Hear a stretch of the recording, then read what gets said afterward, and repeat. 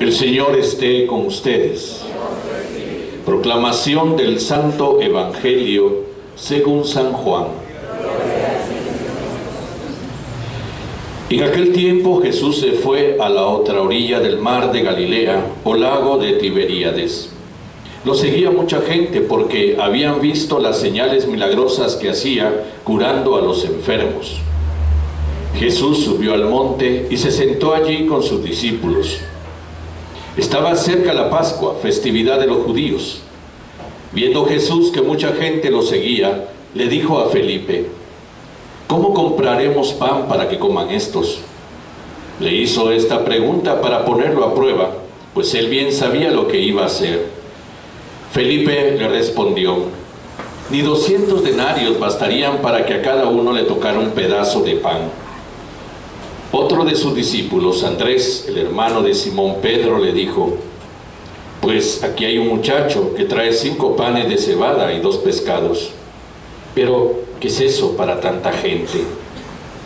Jesús le respondió: díganle a la gente que se siente. En aquel lugar había mucha hierba. Todos pues se sentaron ahí, y tan solo los hombres eran unos 5,000. Enseguida tomó Jesús los panes, y después de dar gracias a Dios, se los fue repartiendo a los que se habían sentado a comer. Igualmente les fue dando de los pescados todo lo que quisieron. Después de que todos se saciaron, dijo a sus discípulos: recojan los pedazos sobrantes para que no se desperdicien. Los recogieron, y con los pedazos que sobraron de los 5 panes, llenaron 12 canastos. Entonces la gente, al ver la señal milagrosa que Jesús había hecho, decía: este es en verdad el profeta que había de venir al mundo. Pero Jesús, sabiendo que iban a llevárselo para proclamarlo rey, se retiró de nuevo a la montaña él solo. Palabra del Señor.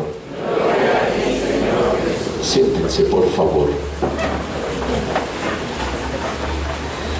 Hace 8 días nos quedamos con ese Jesús compasivo que enseña a sus discípulos que a la base de toda acción evangelizadora, que a la base del anuncio del reino de los cielos, está precisamente el amor, la compasión, la solidaridad amorosa, porque es ahí donde me mueve a compartir esta riqueza. El anuncio del reino de los cielos exige una coherencia de vida, exige precisamente demostrar que yo lo vivo para podértelo donar. Y la única forma de mostrártelo es por medio del amor, por medio de la misericordia, por medio de la compasión. Y entonces la lección está dada. Ustedes primero amen, primero siéntanse solidarios, primero siéntanse cercanos a la gente, capaces de compartir con ellos, capaces también de ser personas que no pasan desapercibidos o indiferentes ante las necesidades de los demás, sea cual sea esa necesidad, delante de la cual puede ser que yo algo pueda hacer. Pues bien, si a la base de toda acción evangelizadora, de todo anuncio del reino de los cielos, está el amor, con mucha mayor razón, a la base del culto a Dios, tiene que estar el amor. Sin el amor, el culto a Dios es imposible, no es el culto verdadero.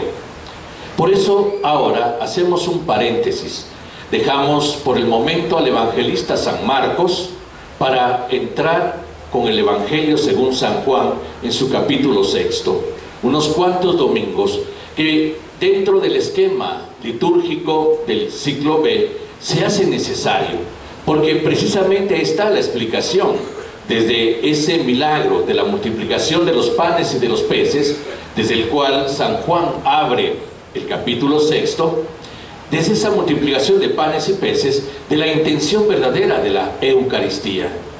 Me atrevería a decir que aquí es donde Jesús sí inaugura la Eucaristía. Aquí es donde Él da a entender en su significado. Significado que sus discípulos comprenderán también en la última cena, cuando Jesús les va a decir en el ambiente de la última cena que se amen, que se quieran, como mandamiento que precisamente satisface, que un mandamiento que da alegría, y que nadie tiene amor más grande que el que da la vida por quien ama. Pero lo anticipa ahora. Veamos el esquema del día de hoy. De nuevo Jesús, seguido de muchedumbres que están escuchándolo, de todo tipo, muchedumbres de todo tipo, ¿no? Algunos tal vez curiosos, otros entusiasmados por esa figura mesiánica, quisieron hacerlo rey, dice aquí, otros entusiasmados porque es uno de los profetas, tal vez el profeta que habría de venir, pero hay gente detrás de Jesús. Y Jesús es el primero que cae en la cuenta de algo: no han comido. El milagro de la multiplicación de los panes y de los peces es tan fuerte que precisamente está en todos los evangelios, está en cualquiera de los 4 evangelios. Y las versiones varían en cuanto al lenguaje, pero no en cuanto a la esencia. En Juan está precisamente algo que él quiere y que precisamente abre eso lo que él quiere explicar. Todo el capítulo 6 de San Juan es un capítulo que explica la razón de la celebración eucarística, la Eucaristía. El que come mi pan, el que come mi carne y bebe mi sangre tiene vida. Yo soy el pan que da la vida, el que me come tendrá vida eterna. Todas estas figuras de alimento, de repartirse, de saciedad, ¿no? Vida en plenitud, vida eterna, comerme, beberme.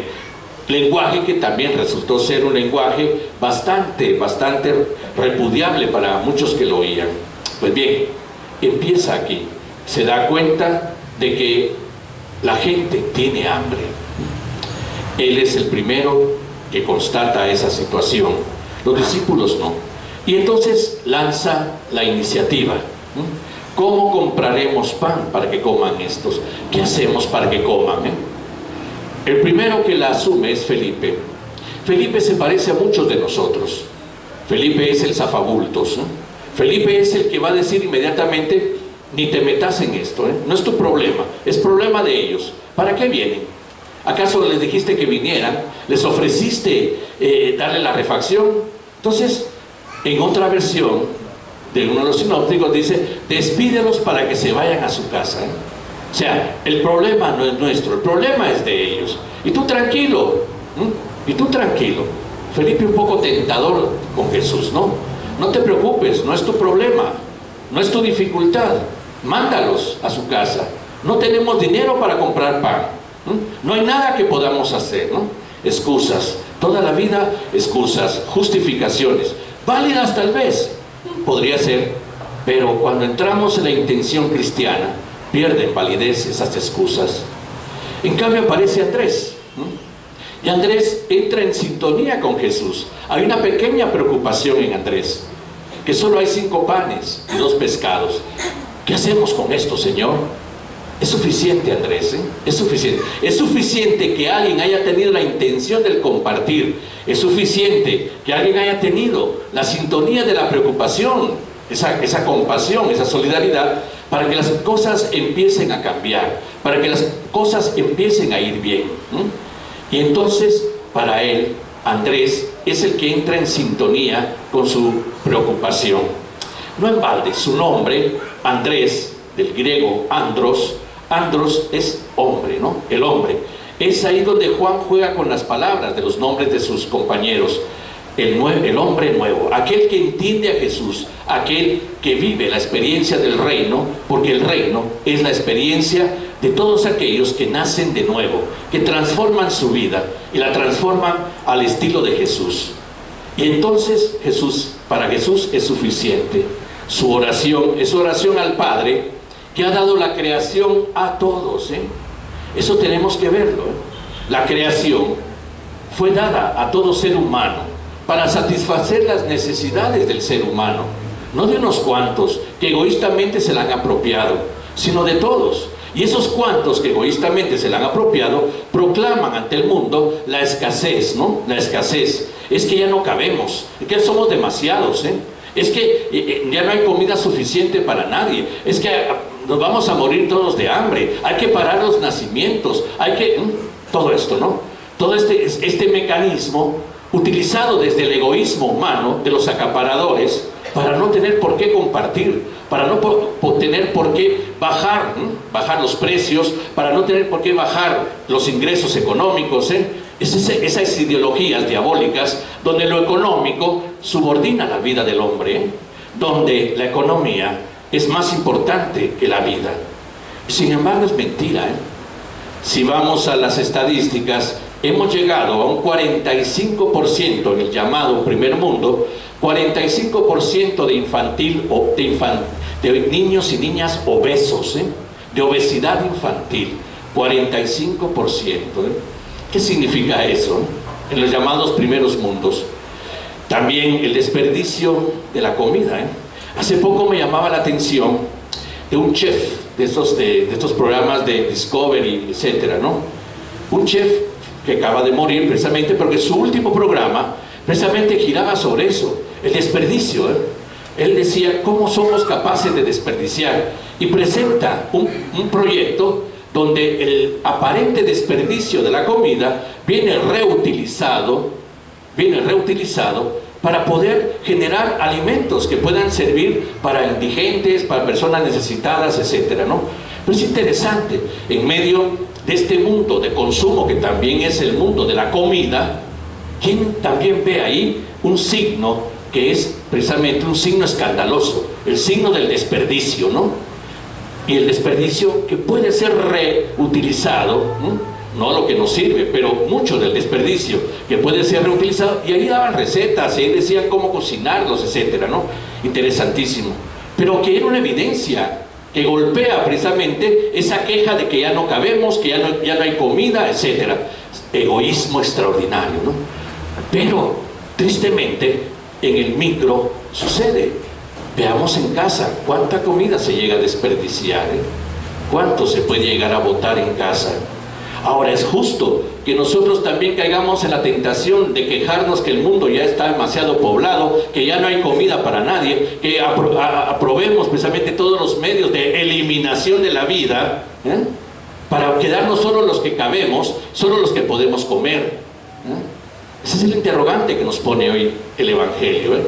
Porque precisamente Jesús quiere que sus discípulos sean personas solidarias, sean personas que amen, sean personas que sepan compartir. Y por eso, en este momento, Él, que empieza un discurso de pan de vida, un discurso de bebida de vida, un discurso de vida, donde Él mismo se convierte en el que se reparte para saciar las hambres de los hombres, entonces pide a sus discípulos que no sean de los egoístas, que siguen de largo ante las necesidades de los demás. Y entonces, de entre ellos, como Andrés, hubo quien lo entendió. Como Felipe, tendrá que aprender la lección o no será discípulo de Jesús. Pero la aprende, es San Felipe al final de cuentas. Entonces, aquí Jesús inaugura la celebración de la misa, ¿eh? No en la última cena, aquí. Porque la misa, o la Eucaristía como la llamamos, es antes de sacrificio, fraternidad. Antes es fraternidad. Tenemos que entender que solo puede celebrar la Eucaristía aquel que está dispuesto a amar, aquel que está dispuesto a compartir, aquel que aprende de Jesús su generosidad, su compasión. Solo ellos pueden celebrar bien la Eucaristía. Y por eso, al iniciar nuestra Eucaristía, ¿qué es lo que hacemos? Invocamos a Dios, ¿no? Yo estaré presente en medio de dos o más que se reúnen en mi nombre. Ahí empieza la comunión. Ahí empieza la comunión. La comunión de hermanos, la comunión fraterna, que ya es signo del reino de los cielos, al que ya pertenecemos por bautismo, y que nos invita a cambiar de mentalidad, que nos invita a cambiar de actitudes, ¿eh? Por lo tanto, cuando iniciamos la celebración de la misa, iniciamos esa fraternidad solidaria, amorosa, que nos identifica como cristianos, porque son dos o más que se reúnen en su nombre, pero no en el anonimato, sino en la disponibilidad de amar, en ese entusiasmo de parecerse a Jesús. Y por eso la misma liturgia prevé ese pan repartido, significado también en la intención del compartir de lo que tenemos. Recordémonos que las primeras comunidades lo captaron inmediatamente. Es lo que nos recuerda San Lucas en los Hechos de los Apóstoles. Celebraban la proclamación de la palabra y la fracción del pan, y ponían a disposición de los apóstoles lo que traían para que fuera repartido y así nadie pasara necesidad. las memorias de las primeras celebraciones eucarísticas de los primeros siglos cristianos, sobre todo aquellas que nos transmiten los padres de la Iglesia, los antiguos padres de la Iglesia, hablan de esa solidaridad. San Justino Mártir, uno de los antiguos padres de la Iglesia, él mismo describe sus celebraciones eucarísticas, y precisamente en el momento en que iniciaba la Eucaristía, el momento en que se daba el momento de la comunión fraterna, se iba hacia el altar con lo que traían, ¿no? Que una libra de frijol, una libra de arroz, que un poco de pan, que un poco de queso, y todo quedaba en el altar, ¿eh? Esa es la razón de la procesión de ofrendas. La procesión de ofrendas especialmente es emular la generosidad de Dios en el compartir. Traemos esto porque somos hermanos, traemos esto porque somos solidarios, y te lo traemos ante ti, Señor, creador de todo, para que sea repartido entre los necesitados. Luego venía el pan y el vino, que obviamente en su transformarse en Cristo vivo se reparte como alimento de vida en la Eucaristía. Pero estaba la solidaridad. Ahora ya no. Ahora ya no. Y sin embargo la liturgia no lo ha cancelado, al contrario, lo ha evidenciado. Pero si vas a una misa de colegios, ¿qué te ponen? Aquí te presentamos la pelota de básquet, signo de que ganamos el campeonato. Aquí te presentamos nuestros cuadernos, porque aquí estudiamos y aquí no sé qué. Te presentamos el rosario, porque aquí rezamos no sé cuántos. Te presentamos los lápices porque escribimos, ¿no? Eso no tiene nada que ver con el ofertorio, porque al final ni siquiera se quedan. El dueño de la pelota de básquet se la va a llevar, el dueño de los libros tiene que seguir estudiando, el dueño del rosario tendrá que seguir rezando, y se lo lleva a su casa, ¿eh? La procesión de ofrendas no es para presentar babosadas. La procesión de ofrendas es para presentar lo que queremos como comunidad, que sirva para los demás, que sirva para la comunidad, que seamos generosos, ¿eh? Por eso la Eucaristía es antes amor fraterno, ¿eh? Antes que sacrificio, amor fraterno. Eso es lo que quiere Jesús, porque las necesidades de los demás son podríamos decir, nuestro motivante para la generosidad, ¿eh? Motivante para la compasión. Y precisamente la misma Eucaristía, por su nombre, ya el prefijo eu en griego significa bueno, algo bueno que hacemos desde el corazón, una buena obra desde el corazón. Eso es la Eucaristía, ¿eh? Y entonces esa buena obra, más que la perfección litúrgica, ¿no? Donde se ponen las manos así, donde se juntan, donde si las palabras las dijo bien o no las dijo bien, si la consagración fue hecha o no fue bien hecha, antes de estar peleando si la comunión en la mano o en la boca, o antes de estar peleando sobre quién me daba la Eucaristía, no, esa no, mejor voy para allá, que es falta de fe al final de cuentas, ¿eh? Antes que precisión litúrgica en gestos, palabras, es precisamente celebración del amor. Y así tenemos que entenderla. Participa en la Eucaristía quien está dispuesto a amar, quien está dispuesto a compartir, quien está dispuesto a ser generoso. Si no, se convierte en un acto de culto, ¿eh? Pero aún Cristo inaugura un culto distinto al culto de sus hermanos judíos, ¿eh? ¿Por qué lo critica? Este pueblo me honra con los labios, pero su corazón está lejos de mí, ¿eh? Me honra con los labios, mucho bla bla bla en alabanzas, en rezadas, en cantadas, en repeticiones, pero su corazón está lejos de mí. Quiere decir que el nuevo culto no es un culto vertical hacia Dios, basado precisamente en oraciones, en frases, en fórmulas, en actitudes, sino aquel que se hace desde el corazón, porque se hace culto a Dios amando al hermano, ¿eh? Se hace culto a Dios amando al hermano. Si no, San Pablo nos autoriza a decir que un culto sin amor no sirve de nada, dice San Pablo, ¿no? Entre todo aquello que está en el capítulo 13 de la primera carta a los Corintios, ¿no?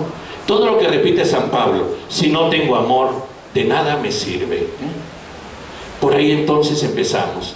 El capítulo 6 que iniciamos ahora nos orientará a entender el valor precioso de nuestra celebración dominical, para descubrirlo mucho más allá de una obligación religiosa, mucho más allá del apego a un esquema estructurado y preciso, mucho más allá precisamente del simple hecho de cumplir con un compromiso religioso, para entenderlo como una celebración de hermanos, una exigencia de hermanos que se hacen solidarios, que no dejan pasar de largo el sufrimiento y las necesidades de los demás cuando sé que algo puedo hacer por ellos. Que no nos apegamos a las mentalidades de las ideologías diabólicas económicas de nuestro tiempo, que solo buscan generar dinero aún a costa de la vida de los demás, Que no nos dejamos llevar por el egoísmo, porque el egoísmo es anticristiano y es crimen delante de Dios. Por eso, que nuestras Eucaristías se conviertan en lo que son, celebración de la fraternidad, celebración del amor entre nosotros, en esa disponibilidad de compartir. Vamos a confirmar nuestra fe.